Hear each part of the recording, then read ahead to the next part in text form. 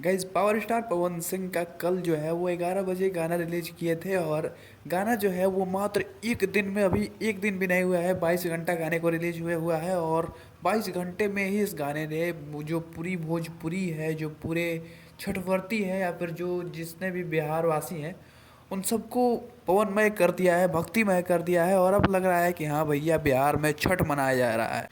इस साल जितने भी भोजपुरी इंडस्ट्री में गाने रिलीज हुए हैं, नो डाउट बहुत गाने अच्छे हैं, लेकिन मुझे जो सब गानों में सबसे जो प्यारा गाना लगा, पवन सिंह का ये वाला गाना लगा। आप लोग सोच रहे होंगे भैया तुम तो पवन सिंह के फ़ैन हो इसलिए बोलते हो।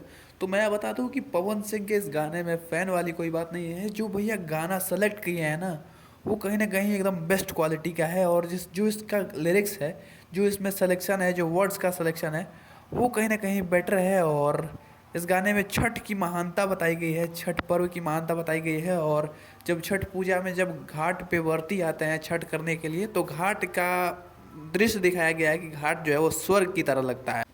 गाना एक आया, लेकिन जो लोग 10 गाना रिलीज कर दिए, कहीं ना कहीं उन पे पवन सिंह का ये गाना भारी पड़ चुका है। और आज जो है वो सभी छठ घाटों पे ये गाना बजाया जा रहा है।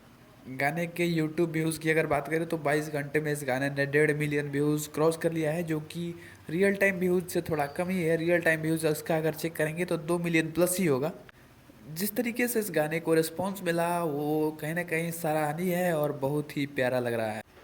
ट्रेंडिंग में अगर बात करें तो ट्रेंडिंग में भी ये गाना पीछे नहीं रहा है। और आज जो है गाना मेन सेक्शन में नंबर 1 पे ट्रेंड कर रहा है। और म्यूजिक सेक्शन की बात करें तो नंबर 5 पे ट्रेंड कर रहा है। और कहीं ना कहीं ट्रेंडिंग स्टार के दो दो गानों को पछाड़े हुए हैं। इस गाने के लिए सबसे ज़्यादा तारीफ़ के हकदार हैं इसके लिरिसिस्ट, जो कि हैं बोस रामपुरी। इसके वीडियो पे भी काफ़ी अच्छा खासा काम किया गया है। और छठ की परंपरा को दर्शाया गया है, छठ की महानता को दर्शाया गया है। और काफ़ी मतलब कि बहुत ही बढ़िया लग रहा है।